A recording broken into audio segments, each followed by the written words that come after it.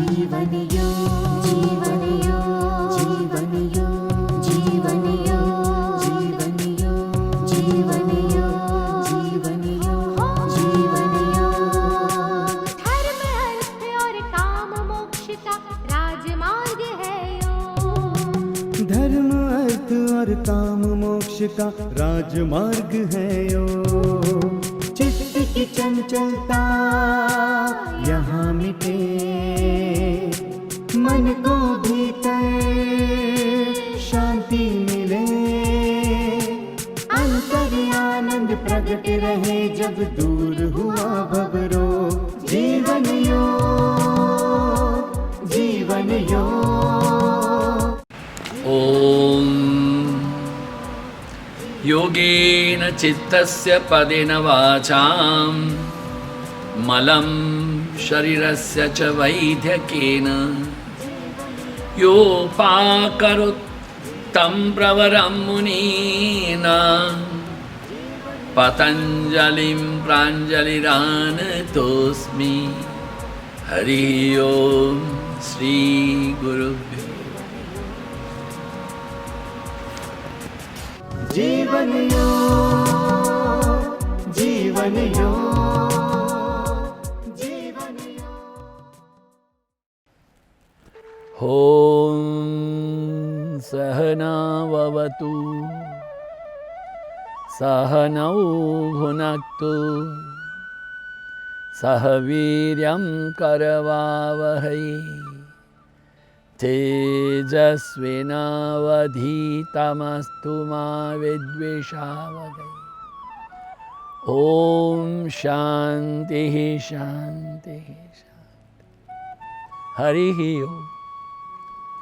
गुरु भगवान श्री स्वामी शिवानंद जी महाराज को प्रणाम। परमात्मा के प्रत्यक्ष स्वरूप गुरुदेव श्री स्वामी चिदानंद जी महाराज को प्रणाम। भगवान भाष्यकार को प्रणाम, महर्षि पतंजलि जी को प्रणाम, वेदव्यास जी को प्रणाम, सभी संतों को, गुरुजनों को और आप सबके हृदय में विराजित परमात्मा को प्रणाम। नमो नारायण, नमो नारायण, नमो नारायण।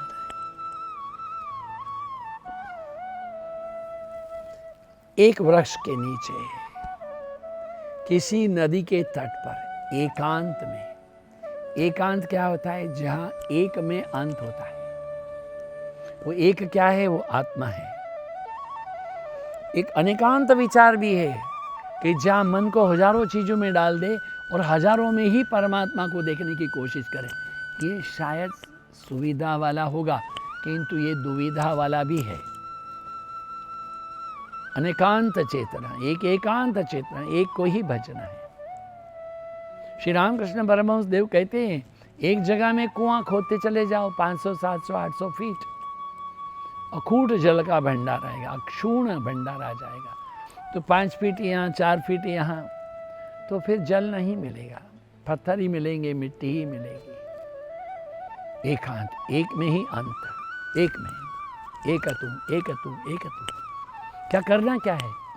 उस वृक्ष के नीचे, उस शांत वातावरण में, जहाँ केवल चिड़ियों की चहकाट है, शायद वह भी नहीं है, शायद नदी की चलने की आवाज़, शायद वह भी नहीं है, कोई भी आवाज़ नहीं है, वहाँ आप भी मौन होकर के बैठे। मैं श्री राम जय राम जय जय राम बोलूं? नहीं,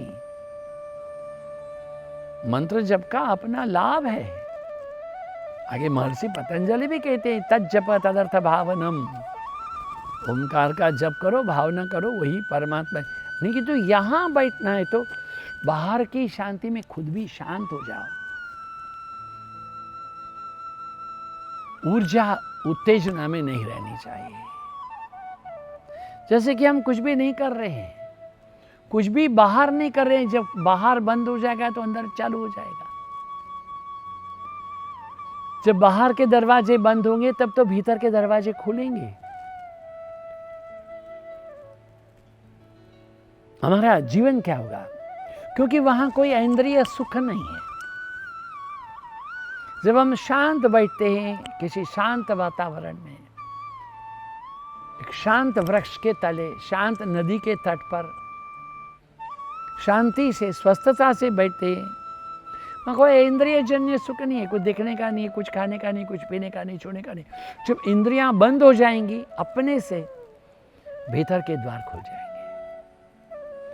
अंतर मम विकसित करो अंतरतर है, यही बात है। फिर क्या होगा? एक प्रसन्नता, एक आपके भीतर जो है वो एक आनंद का स्रोत है। It's a great fountain, the magazine of the bliss हमारे भीतर है। वो अभी हमारे जीवन को सम्यक कर रही है, एस्टैब्लिश, बैलेंस, हार्मनी, सम्यक। एक बार उसको हमने पा लिया, फिर और कुछ पाने की आकांक्षा नहीं होगी। जी,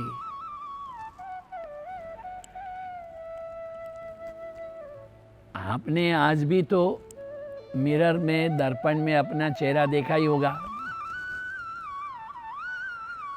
वो चेहरा क्या देखा? क्योंकि आपका ही प्रतिबिंब है। देखने के लिए कुछ है, उसमें देखने में हम अपने आप को देखते हैं। ऐसा करते हो मन में आक्रोश करके, वो आपके भीतर का अवगुणों का दर्शन वहां करते हो। तुम समझते क्या हो? तुम्हें पता है तुम कौन हो? नालायक हो। वो नालायक हमारे भीतर वहां प्रतिबिंबित हो रहा है। जब शांत हो जाएंगे तब हम अपने आप को सहाय करते हैं, अपने भीतर में प्रवेश करते हैं, अपने मन को विचारों के घेरे से हटा करके मन को निर्विचार अवस्था में पहुंचने के लिए प्रयत्नशील है। सतु नैरंतर्य दीर्घकाल सत्कार सेवितो दृढ़ भूमि ही। प्रयत्न वैराग्य, अभ्यास वैराग्य। क्योंकि हम शोरगुलों के बीच में रहते हैं, हमारी वासनाएं, इच्छाएं, तृष्णाएं इतनी ही बढ़ती जाती है। रात में कोई शेरलॉक होम्स को देख करके सोइएगा, सपने में भी शेरलॉक होम्स आएगा। काला कोट, काली पैंट, स्कॉटलैंड,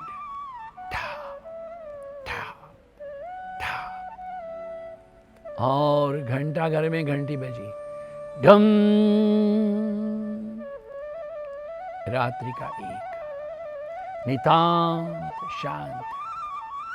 उसने देखा पीछे कोई आ रहा है, दो आंखें आ रही थी, और आज का सीरियल पूरा हो गया। अब निद्रा में इन्हीं विचारों को लेकर के जाएंगे तो अगर आपके पाँव में चादर फंस गई तो आपको लगेगा वो दो काली आंखें बिल्ली आपको पकड़ रही है। रात में सोने के पहले हाथ में जपमाला लेकर के कभी भी सीरियल, सिनेमा, उटपटांग देख करके मत सो। आपके गुरुजनों ने जो ग्रंथ लिखे हैं उन ग्रंथ को 1 पेज, 2 पेज, 3 पेज, 5 पेज सवेरे उठने के साथ पढ़ो, उसी को शाम को फिर से पढ़ लो, थोड़ा जप करके लेटिए। गुरु के साथ जो सत्संग हुआ, शब्द ब्रह्म, वही आपकी निद्रा में होता रहेगा, वही जप चलता रहेगा। सबकॉन्शियस माइंड में you will be entertaining the same thought. सवेरे उठने से फिर आप और कुछ पढ़ लीजिए। कोरा घड़ा है, उसमें केरोसिन डालो, सवेरे डाल लो, शाम को निकाल लो। गर्म पानी से, साबुन से कितना धो, उसकी बास नहीं जाएगी। घी डालो तो घी की बास नहीं जाएगी। इत्र डालो तो इत्र की बास नहीं जाएगी। सवेरे मन प्रशांत होता है, परिच्छिन्न होता है, किसी चीज को अटैच नहीं होता है। शांत वातावरण में उस परम तत्व को अपने भीतर में शांतमय, तादात्म्य, तद्रूप, तन्मय कीजिए। जब हम शोरगुल से दूर हो जाएंगे तब क्या होगा कि मौन के बीच में जाकर के, शांति के बीच में जाकर के हमारा मन भी शांत हो जाएगा। जागृति पूर्वक इस प्रयास को करते रहना है। यहाँ इंद्रिय सुख का कोई भी क्षेत्र नहीं है। हम सचेतन पूर्ण ध्यान पूर्ण होने के लिए प्रयत्नशील हैं। वास्तविक स्रोत जो आनंद का है उसकी खोज में हम क्रमशः उसके सामीप्य की प्राप्ति करते हैं। हमारे गुरु महाराज की आज्ञा से हमको एक बार उत्तरकाशी में जाने का और 6 महीना रहने के लिए बड़ा ही पुण्य श्लोक ये अवसर प्राप्त हुआ। क्या आनंद था। रात में 8 बजे सो जाओ, 1:30 बजे 2 बजे उठो। दूर गंगा की कलकल निनाद के अतिरिक्त वातावरण में कोई भी और आवाज नहीं। चारों ओर दूर तक फैले हुई हिमकंदिरा और हिमाच्छादित गिरि शिखर श्रृंग। कभी कभी हम पहाड़ में जाते थे, वहाँ एक संत रहते थे, तो मुझे पूछते थे ध्यान करते हो? हमने कहा हाँ। रोज करते हो? रोज। ध्यान लगता है? हाँ, कभी कभी लगता है। लगता है? कितनी देर तक? कभी 1 मिनट, कभी 1.5 2 मिनट तेरा ध्यान लगता है। मेरे को आलिंगन कर लिए वो। 1 मिनट, 1.5 मिनट, 2 मिनट हम बैठे हैं। रोज हमको लोग देखते हैं कि हम सवेरे उठते हैं, हम ध्यान में बैठते हैं, लोग देखते भी हैं। रोज लोग देखते हैं, वो ऐसा कपड़ा पहन करके स्कूटर में लोग जाते हैं मंदिरों में। हाँ, ऐसा कपड़ा पहन के जाते, कार में भी जाते, पूजा का थाली लेके जाते, नंगे पांव जाते, रेशमी वस्त्र पहन के जाते। आप मंदिर में तो जाते हो, ध्यान में भी बैठते हो, गिरजाघर में भी जाते हो, कैंडलें भी जला लेते हो, किंतु शरीर से मन कहाँ है नारायण? जब उस पूजा से बाहर आए, जब मंदिर से बाहर आए, जब गिरजाघर से बाहर आए, मस्जिद से बाहर आए, गुरुद्वारे से बाहर आए, तो जो आप बोलते हो मंदिर में घंटा बजा के, तन मन धन है तेरा क्या लागे मेरा, ओम जय जगदीश करे। तन भी तेरा है, मन भी तेरा है, धन भी तेरा है, मेरा तो कुछ भी नहीं। रोज बोलते हो घंटी बजा करके, और भीड़ भड़क्का में अगर आपकी चप्पल नहीं मिली तो ऐसे लोग मंदिर में आते। बताओ क्या हो गया? तो तन भी तेरा है, मन भी तेरा है, धन भी तेरा है, एक जूता दाएं बाएं, तो विवेकती धीरे विवेक रखो, बोलने में धैर्य रखो, मिल जाएगा। होता नहीं है। शरीर क्रिया कर रहा है, बाह्य क्रियाओं में शरीर निमज्ज जाए, किंतु आंतर चेतना में अंधकार है, नहीं चलेगा। जागृत हो जाए हम। एक मैकेनिज्म है हमारा, ये बहुत जरूरी बात है। अपने आप को टटोलते रहना है, मन को मारना नहीं है, नहीं, मन से लड़ना भी नहीं है, नहीं। क्या करना है? मन को समझना है। जागृत पूर्ण एक प्रयास है, प्रसन्नता पूर्वक ध्यान का एक प्रसन्न आनंद हो। ये हमारा ये ध्यान करने का समय है। हे, आप समझते हैं अपने आप को? हाँ, कि मेरा अभी ध्यान करने का टाइम है, जा रहा हूं, कर लेने दे, बाद में तुझे देख लूंगा। क्या देख लोगे? ऐसे बैठेगी 1 घंटा, किंतु शरीर बैठा है, मन तो लाठी लेके उसे लड़ रहा है। ये तो अवस्था है, प्रतिदिन है, मेरी क्या आपकी सबकी है। इसलिए अर्जुन कहता है चंचलम ही मन कृष्ण प्रमाथि बलभद्रडम। हे नाथ, ये मन बड़ा जक्की है, मन बड़ा जिद्दी है। इसलिए भगवान कहते हैं शनै शनै, धीरे धीरे उसको तालीम करो, अभ्यास, वैराग्य की तालीम करो। ये आदतों की जो गठरी है, आदतों का जो पटारा है, उससे धीरे धीरे वैराग्य को क्या कहा? निराकांक्षा वशीकार संज्ञा नाम की पहली अवस्था के। तो क्या कहा है? निराकांक्षा। वैराग्य क्या है? कोई आकांक्षा नहीं हो। इसको वशीकार संज्ञा ऐसा नाम दिया है जहाँ पर इंद्रिय सुख है, उसकी तृष्णा नहीं है। सतत प्रयास के द्वारा भोग में आसक्ति की समाप्ति है। इसका अर्थ ये नहीं है कि भोजन में आप रस न लें। जब भोजन में रस लेंगे तो आप जो आनंद की प्राप्ति करेंगे। कुछ लोग एक पात्र रखते हैं, उसमें सब दाल चावल सब्जी रोटी मिला देते हैं, फिर उसका ढिंडोरा भी उठते, मैं तो सब मिला के खा लेता हूँ। दुनिया को पता होना चाहिए कि सबको मिला के खा लेता है, इससे अच्छा है प्यारे अलग अलग छोटा छोटा लेके सब खाना। सबको मिला करके खा लेता हूँ, फिर क्यों खाते हो? अरे यार ये रोज की खटपट, इसमें नमक कम नहीं, इसमें मिर्ची कम है, इससे अच्छा है सब मिला के खा लो। इसका मतलब क्या है? You adjusted your self with that ups and down of the life, किंतु आप में रुचि अरुचि का भेद नहीं गया है ना। अलग अलग रुचि, हाँ वो खट्टा है, मीठा है, तुरिये है, तीखा है, नमकीन है, इन तमाम रस की ज्ञान जागृति होनी चाहिए। और फिर वो ज्ञान जागृति के बाद में आपको ध्यान तो रहे कि नमक कम है, नमक कम है तो चुप से जितना चाहिए इतना डालो, नहीं तो चुप रहो। ये होता है अभ्यास और ये होता है वैराग्य। अर्थ ये नहीं कि भोजन में हमको रस नहीं लेना है। क्या कहा है कि अगर हम रस लेंगे तो भोजन में आनंद से भोजन करेंगे तो ये भोजन हमारे लिए अमृतमय बन जाएगा। ये भोजन हमारे लिए बाधा नहीं बनेगा। ये बहुत जरूरी बात है। तो क्या कहा है? रस लेने में तो हम स्वतंत्र हैं। स्वतंत्र व्यक्ति ही आनंद की उपभोक्ता बन सकता है। एक व्यक्ति है भोजन में पागल है। अरे भाई देखो, अभी ये 4-5 दिन के पहले दीपावली थी। लोग शाम को 8 साढ़े 8 बजे के लगे हुए थे पैकिंग करने के लिए।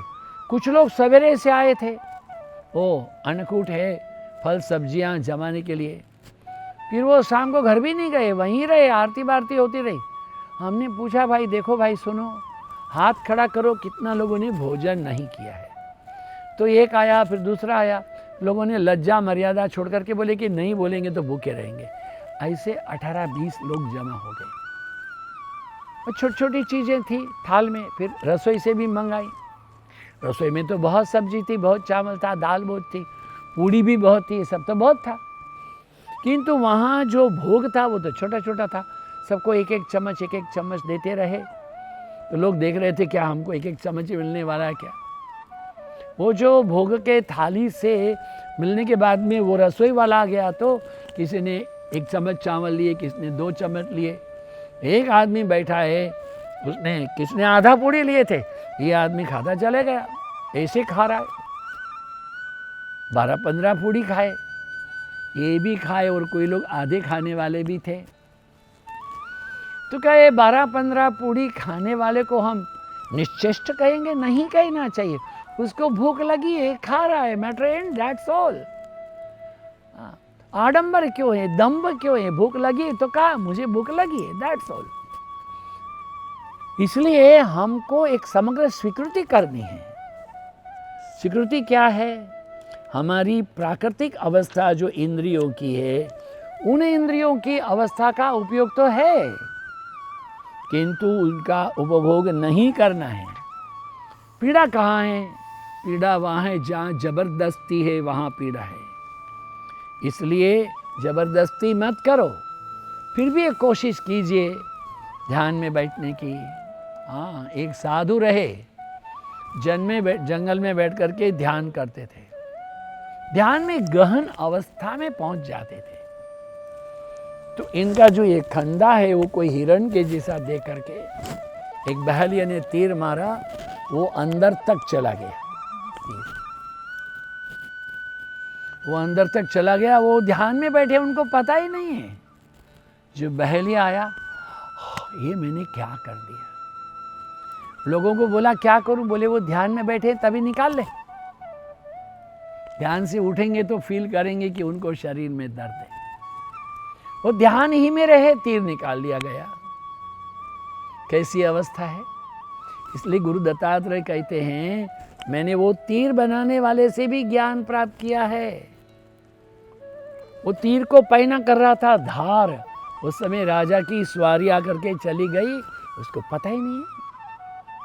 हाँ, एक महात्मा रहे, बहुत उच्च अवस्था थी ध्यान की।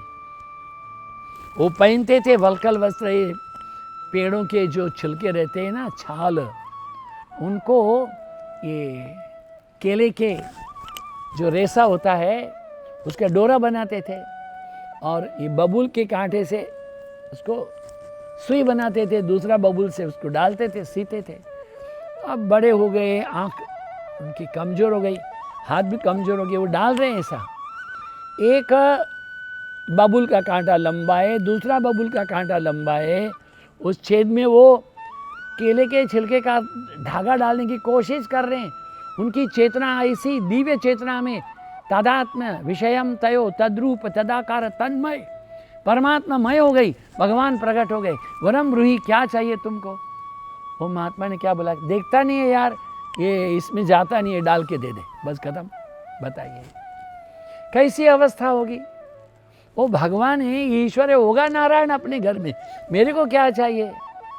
हमारे आचार्य ब्रह्मलीन पूज्यपाद श्रीमद स्वामी कृष्णानंद जी महाराज कहते थे, do not meditate upon a god, let God meditate upon you. आप कभी भगवान के प्रति ध्यान करने की आवश्यकता नहीं है, भगवान को चाहिए वो आपके प्रति ध्यान करे।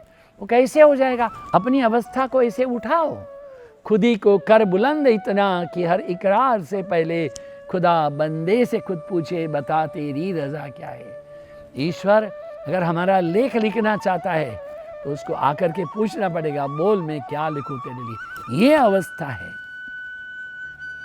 ये असंभव नहीं है। वैराग्य की, निराकांक्षा की ये अंतिम अवस्था है। निराकांक्षा, जिसमें कोई भी आकांक्षा नहीं है। पुरुष के परमात्मा के अंतरतम स्वभाव को जानने के कारण अभी कोई भी इच्छा वहाँ नहीं है। जब हमने अंततर कारण आत्म संस्थम मन कृत्वा न किंचित अपि चिंतयेत, जब मन आत्मा में स्थिर हो गया है, फिर कोई आशा नहीं है, कोई इच्छा नहीं है, कोई तृष्णा नहीं है। कैसे होता है? अपने अंतरतम मर्म को, जो इसको हम पुरुष कहते हैं, ये बड़ा रहस्यमय है। उस रहस्यमय में तर्कयुक्त मन पूछेगा कैसे होता है, पूछेगा। जब आत्मा की अनुभूति एक बार हो गई, तब जाकर के हमारी व्यक्ति चेतना नहीं रहती है, और व्यक्ति चेतना है वो परम तत्व में तल्लीन तद्रूप हो जाता है। कर्मण गहन गति ही कवयोपि तत्र मोहिताः संतो कर्मण की गति न्यारी। देखिए, ध्यान दें, ये औरंगजेब की आखिरी रात नाम का एक ड्रामा हमने बचपन में देखा था, बाद में पढ़ा भी। औरंगजेब के बच्चों ने औरंगजेब को जेल में डाल दिया। जेल में डाल दिया, इतना कष्ट दिया कि उसको पानी चाहिए तो घड़ा दिया, वो पानी पीने को जाएगा तो लाठी से घड़ा तोड़ दिया, कहा उसको तुमने ऐसे पानी पियो पशु के जैसे। औरंगजेब की बेटी का नाम था जेबुन्निसा। वो जेबुन्निसा कुरान पढ़ती थी अपने अब्बू के पास में। औरंगजेब ने क्या कहा, मैंने पूरा जीवन किसी को सुख नहीं दिया है, किंतु मैंने अपना जीवन जो है वो एक अच्छे इंसान के जैसे नहीं काटा वो, किंतु मैंने अपने स्वार्थ के लिए कुछ नहीं किया है। वो कुरान शरीफ की किताबों को हाथ से लिखता था, उसकी बिक्री करता था, उसे जो आमदनी होती थी उससे उसका पर्सनल इंडिविजुअल लाइफ था। इसलिए उन्होंने कहा मेरी मृत्यु के बाद में मेरे ऊपर कोई टॉम बनाने की, मकबरा बनाने की आवश्यकता नहीं है, मैं उसके योग्य नहीं हूँ। मेरा जनाजा जब चलेगा हीरे मोती की पेटी में नहीं चलेगा। वो ताबूत जो मेरा है साधारण लकड़ी का रखना, मैंने अपने आप से बना करके जो कपड़े बुने हैं, मोटे कपड़े, वही मोटे कपड़े में मेरे को दफना देना, मेरे को मखमल में रेशमी में नहीं देना। उसको एक रियलाइजेशन तो था, इतना क्रूर होने पर भी at least he was aware of it, his status, his mind, his behaviour. हम अपने आप को जाने कि हम जो बाहरी जीवन जी रहे हैं वो सत्य है कि हमारे भीतर का जीवन सत्य है। ये बाहर और अंदर जब भेद नहीं रह जाएगा तब हमारे जीवन में प्रकाश हो जाएगा, तब क्या हो जाएगा? यही होगा दृष्टानुश्रविक विषय तृष्ण से वशीकार संज्ञा वैराग्य। जो हमने देखा है, जो हमने सुना है, इन विषयों की तृष्णा से परे हो जाएंगे और वैराग्य में स्थिर हो जाएंगे। यही वशीकार संज्ञा है। ओम पूर्णमदः पूर्णमिदं पूर्णात् पूर्णमुदच्यते पूर्णस्य पूर्णमादाय पूर्णमेवावशिष्यते। ओम शांति शांति शांति। हरि ओम श्री गुरुभ्यो नमः। आप सबकी उपस्थिति के लिए धन्यवाद, समय दान के लिए धन्यवाद। आप सबके हृदय में विराजित परमात्मा को प्रणाम। नमो नारायण, नमो नारायण। ओम शांति।